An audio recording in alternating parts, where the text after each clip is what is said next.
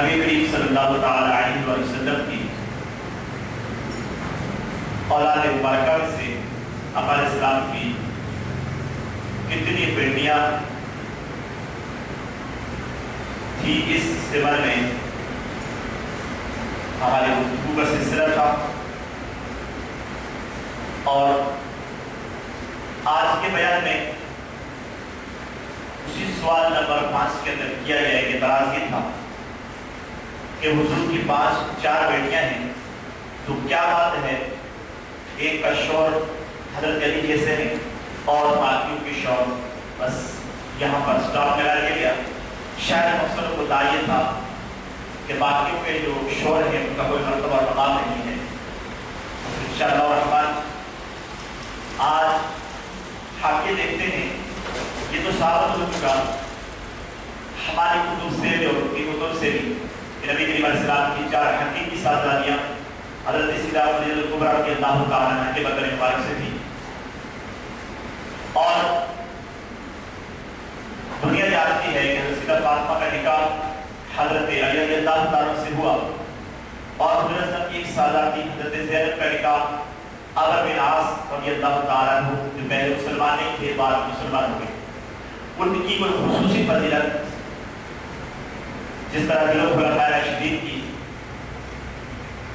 اس طرح کوئی نظر سے سراغ سے نہیں گزری، میرے اپنے مطالعے کی بات ہے، لیکن جو عام صحابہ کرام کے متعلق اور حدیث کے اندر فضائل موجود ہیں وہ یقیناً حضرت عمرو بن عاص رضی اللہ تعالیٰ عنہ کے بھی موجود ہیں، لیکن جو اعتراض ہے خصوصیت کے ساتھ وہ حضرت عثمان غنی رضی اللہ تعالیٰ کی ذات پر ہے، اور اسی وجہ سے حضور علیہ السلام کی دیگر بیٹیاں ماننے سے بھی انکار کیا جاتا ہے کہ اگر حضرت عثمان غنی رضی اللہ تعالیٰ عنہ کو ان کے فضائل و برکات کو مانا جائے تو حضور کی 2 بیٹیوں کو بھی ماننا پڑے گا، لہٰذا بغض عثمان غنی رضی اللہ تعالیٰ عنہ کے پیش نظر حضور علیہ السلام کی دیگر بیٹیوں کا بھی انکار کر دیا جاتا ہے۔ اس وقت میرے ہاتھ میں میرا شرح الاشکال جلد نمبر 8 موجود ہے، اس کے صفحہ نمبر 328 سے لے کر 340 تک احادیث مبارکہ کی روشنی میں حضرت عثمان غنی رضی اللہ تعالیٰ کے فضائل بیان کیے گئے۔ اتنا وقت نہیں ہے کہ میں یہاں سے بھی حدیث مبارکہ پیش کروں اور معترضین کی کتب سے بھی حوالہ پیش کروں۔ کتابیں میرے پاس موجود ہیں، جو مطالعے کے لیے لے جانا چاہے وہ لے جا سکتا ہے۔ اس کتاب کو آپ مطالعہ فرمائیے، انشاءاللہ الرحمن آپ کو عثمان غنی رضی اللہ تعالیٰ عنہ، مولا علی رضی اللہ تعالیٰ عنہ، صدیق اکبر رضی اللہ تعالیٰ عنہ، فاروق اعظم رضی اللہ تعالیٰ عنہ اور دیگر تمام صحابہ کرام کے فضائل آپ کو ملیں گے۔ لیکن اگر اس کتاب سے حوالہ پیش کیا جائے تو شاید اعتراض کیا جا سکتا ہے کہ آپ نے خود اہل سنت سے حوالہ پیش کیا ہے، ہمارے لیے قابل حجت نہیں ہے، لہذا ہم معترضین اعتراض کرنے والوں کی کتب سے ان کی تفاسیر سے انشاءاللہ شان عثمان غنی بیان کریں گے، اور یہ بات کھل کر واضح ہو جائے گی کہ جہاں حضرت سیدہ فاطمہ کے شوہر مولا علی رضی اللہ تعالیٰ عنہ مرتبہ اور مقام رکھتے ہیں دربار رسالت کے اندر اللہ رب العالمین کی بارگاہ میں، اسی طرح عثمان غنی رضی اللہ تعالیٰ عنہ بھی ایک مرتبہ اور مقام رکھتے ہیں۔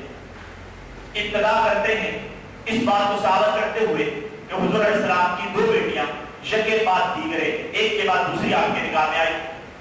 سید اعلیٰ رضی اللہ تعالیٰ کا شعر ہے کہ نور کی سرکار سے پایا دشالہ نور کا، نور کی سرکار سے پایا دشالہ نور کا، تم کو ذوالنورین جوڑا، تم کو ذوالنورین ہو جوڑا مبارک نور کا، کہ حضرت نور کی سرکار سے دوشالہ پایا نور کا، کہ اے عثمان غنی آپ نے نبی کریم علیہ السلام کی 2 بیٹیوں سے نکاح فرمایا، آپ کو یہ نکاح یہ جوڑا نوروں والا جوڑا مبارک ہو۔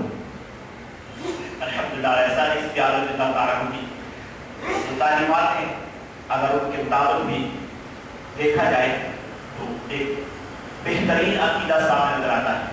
بہرحال آئیے سب سے پہلا حوالہ کتاب فروع کافی جلد نمبر 8 کتاب روضہ باب صلح حدیبیہ مطبوعہ تہران طبع جدید، تہران سے کتاب چھپی ہے طبع جدید، کچھ کتابیں طبع قدیم ہوتی ہیں، پھر نئی چھپتی تو طبع جدید کال کے اندر. اگر عربی عبارت طویل ہے، اس کا ترجمہ سماعت فرمائیے. سہیل بن عمر جو مشرکین کا سفیر تھا، رسول اللہ کے دربار میں بیٹھا تھا اور حضرت عثمان غنی رضی اللہ تعالیٰ کو مشرکین کے لشکر میں قیدی بنا لیے گئے. رسول اللہ صلی اللہ علیہ وسلم نے اپنا ایک ہاتھ دوسرے ہاتھ پر مارا اور حضرت عثمان غنی رضی اللہ تعالیٰ کے لیے غائبانہ بیعت فرمائی. مسلمانوں نے کہا عثمان خوش قسمت ہے جس نے کعبہ کا طواف کیا، سفر مروہ کی سعی اور مہر ہو گیا. رسول اللہ صلی اللہ علیہ وسلم نے فرمایا کہ عثمان نے ایسا نہیں کیا ہوگا. جب حضرت عثمان حاضر ہوئے تو رسول اللہ صلی اللہ علیہ وسلم سے پوچھا کہ آپ نے طواف بیت اللہ کیا؟ تو کہنے لگے کہ میں کس طرح طواف کر سکتا ہوں جبکہ رسول اللہ صلی اللہ علیہ وسلم نے طواف نہیں کیا. فضیلت دوت حیات القلوب جلد 2 صفحہ نمبر 701 باب کی وجتر بیان غزوہ حدیبیہ. طبرسی کی روایت کے مطابق جب مشرکین نے حضرت عثمان غنی کو قید کر دیا اور رسول اللہ کو خبر ہوئی کہ مشرکین نے آپ کو قتل کر دیا ہے، تو آپ نے فرمایا کہ ہم مشرکین کے ساتھ لڑائی کیے بغیر یہاں سے حرکت نہیں کریں گے. ہم لوگوں کو بیعت کرنے کو کہتے ہیں. آپ لوٹے اور پشت انور ایک درخت کے ساتھ لگا دی اور صحابہ کرام نے حضور سے بیعت کی کہ ہم مشرکین کے ساتھ جہاد کریں گے اور بھاگیں گے نہیں. کلینی کی روایت کے مطابق نبی کریم صلی اللہ علیہ وسلم نے اپنا ایک ہاتھ دوسرے ہاتھ پر مار کر حضرت عثمان غنی کی طرف سے بیعت کی تاکہ اس بیعت توڑنے اور چھوڑنے پر بہت بڑا گناہ اور سخت سزا ہو. مسلمانوں نے کہا کہ حضرت عثمان خوش قسمت نے کہ طواف بھی کیا، سفر بروں کی سعی کرنے کے بعد مہر بھی ہوئے. حضور نے اسلام نے فرمایا کہ اس نے ایسا نہیں کیا ہوگا. پھر جب حضرت عثمان حاضر خدمت میں اللہ نے پوچھا کہ عثمان کیا تم نے طواف کیا؟ کہنے لگے کہ یا رسول اللہ جب آپ نے طواف نہیں کیا تو میں نے بھی طواف نہیں کیا. تیسرا حوالہ کتاب کا نام حملہ حیدری، صفحہ نمبر 130 مطبوعہ عراق کی کتاب چھپی ہے. حضرت عثمان رضی اللہ تعالیٰ عنہ نہایت ادب و احترام کے ساتھ اپنے مقصد کی طرف چل پڑے. جس طرح تیر کمان سے نکلتا ہے، ان کے چلے جانے کے بعد دوسرے دن صحابہ کرام نے حضور سے عرض کیا کہ عثمان بڑے خوش قسمت انسان ہیں جن کی قسمت میں حدیث بیت اللہ لکھا گیا. جب اللہ کے پیغمبر صلی اللہ علیہ وسلم نے یہ سنا تو فرمایا کہ ہم عثمان کے بارے میں یہ گمان نہیں ہو سکتا کہ وہ ہمارے بغیر خانہ کعبہ کا طواف کرے. ان 3 روایتوں سے جو امور حاصل ہوئے ثابت ہوئے وہ یہ حضور اسلام کا حضرت عثمان پر مکمل اعتماد تھا. اسی وجہ سے آپ نے ان کو جانی دشمن کفار کے ساتھ گفتگو کرنے کے لیے اپنا سفیر اور نمائندہ بنا کر بھیجا. اگر حضور کے اعتماد نہ تھا تو ان کا اتحاد نہیں ہوتا. دوسرا یہ حضرت عثمان کی شہادت کا جب حضور نے سنا تو قسمیہ فرمایا کہ ہم بدلہ کیے بغیر یہاں سے نہیں جائیں گے. یہ اس بات کی واضح دلیل ہے کہ حضرت عثمان رضی اللہ تعالیٰ عنہ حضور علیہ السلام کے ذریعے قریب اور محبوب تھے. حضرت عثمان غنی رضی اللہ تعالیٰ کے لیے جب حضور نے بیعت لی تو سب سے پہلے بیعت کرنے والے حضرت علی رضی اللہ تعالیٰ تھے. حوالہ سنیے، تفسیر صافی کے اندر یہ بات موجود ہے، جلد 9 صفحہ 582 زیر آیت رضی اللہ عنہ المؤمنین عن صادق علیہ السلام قال كتب علیہ السلام الى معاویہ ان اول من بايع رسول اللہ صلی اللہ علیہ وسلم تحت شجرہ. حضرت علی کرم اللہ تعالیٰ عنہ کریم نے میری معاویہ کو خط لکھا اور اس میں آپ نے پیر فرمایا کہ درخت کے نیچے سب سے پہلے بیعت کرنے والا میں ہوں. بیعت اس کے لیے نہیں، حضرت عثمان رضی اللہ عنہ کی شہادت خون کے بدلے کے لیے. سب سے پہلے بیعت کرنے والے کون تھے؟ کون تھے؟ حضرت مولا علی رضی اللہ تعالیٰ عنہ. تفسیر صافی ان کے یہاں بہت تفسیر ہے. اب پتہ چلا کہ مولا علی کو حضرت عثمان غنی سے کتنی محبت کہ سب سے پہلے بیعت کس نے کی؟ مولا علی رضی اللہ تعالیٰ نے. اچھا، یہ بیعت جو حضرت عثمان غنی کا بدلہ لینے کے لیے ہوئی، اللہ کو اس قدر پسند آئی اور تمام بیعت کرنے والوں کو اپنی رضامندی کا حقدار بنایا. اور نبی علیہ السلام نے یہاں تک فرمایا کہ جن لوگوں نے مقام حدیبیہ پر بیعت کی ان میں سے کوئی بھی دوزخ میں نہیں جائے گا. کثیر صحابہ کرام موجود تھے.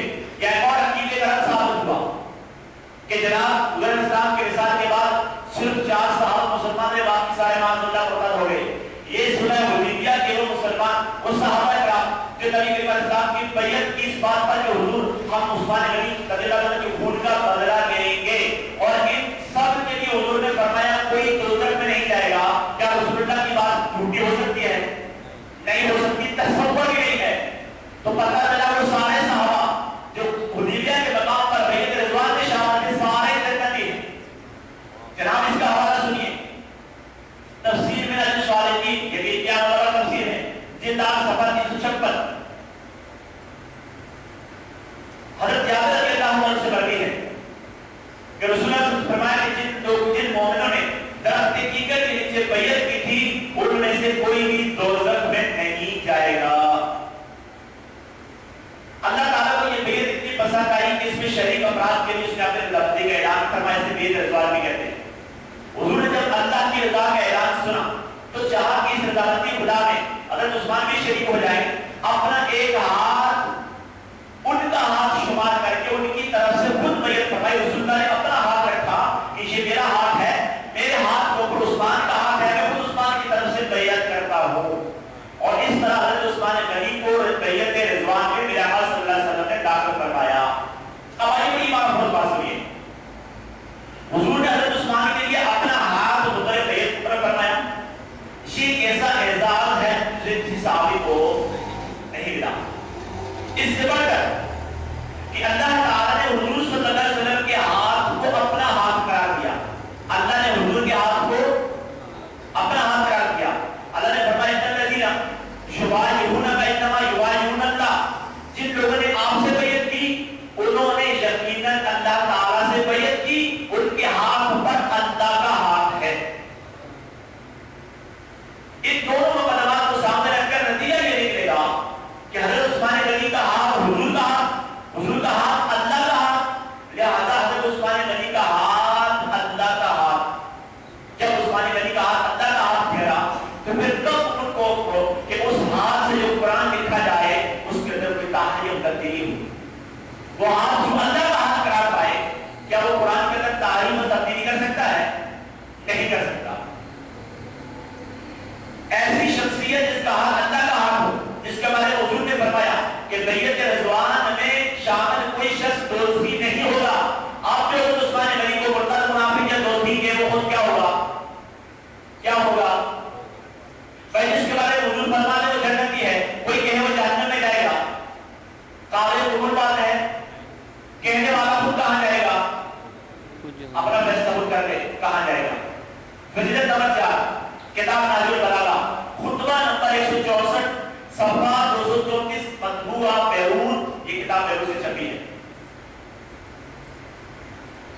جب خلیفہ ثالث کی عہد میں، یعنی حضرت عثمان غنی کی عہد میں، یہ نہج البلاغہ کا خطبہ ہے، کل محلہ شرع کی مخالفت ہونے لگی تو لوگ آپ کے پاس جمع ہوئے، مولانا کے پاس، اور خلیفہ صاحب کی ان ناپسندیدہ حرکات کی شکایت کے لیے ان کا انداز ہے. دیکھیں میری روایت ہماری اہل سنت کی روایت نہیں ہے کہ ہم کسی خلیفہ رسول یا وہ شخص جسے حضور نے دنیا میں جنت کی فرمایا اپنے 2 بیٹیاں حضور کے عطا کری ہوں اور ان کے بارے میں ایسی زبان ہمارے استعمال نہیں ہوتی، اور اللہ زندگی میں ایسی زبان عطا ہی نہ فرمائے. خدا تعالیٰ اس سے پہلے کون عطا فرمائے کہ ہماری زبان کسی صحابی کے تان میں پڑے. ہم قرآن سے بڑا مانگتے ہیں کہ حضور نے فرمایا کہ جو صحابہ کو برا کہے اس کے شر پر اللہ کی لعنت ہو. ہم تو سب قدر احترام کرنے والے ہیں اور یہی ہمارے حق پر ہونے کی دلیل ہے.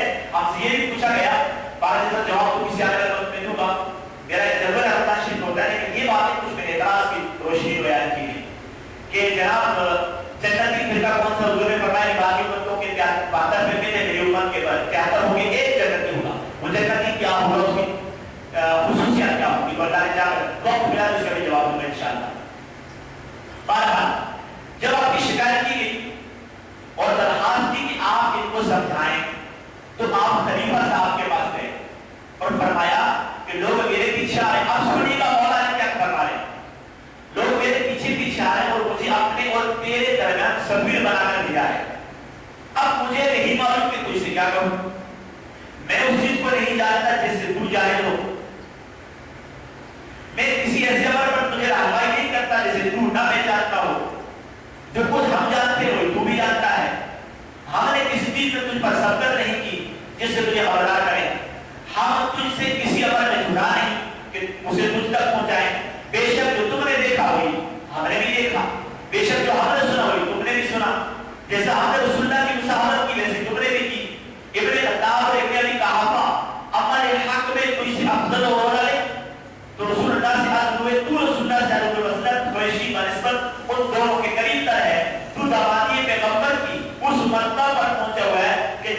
یہ دونوں نہیں پہنچے.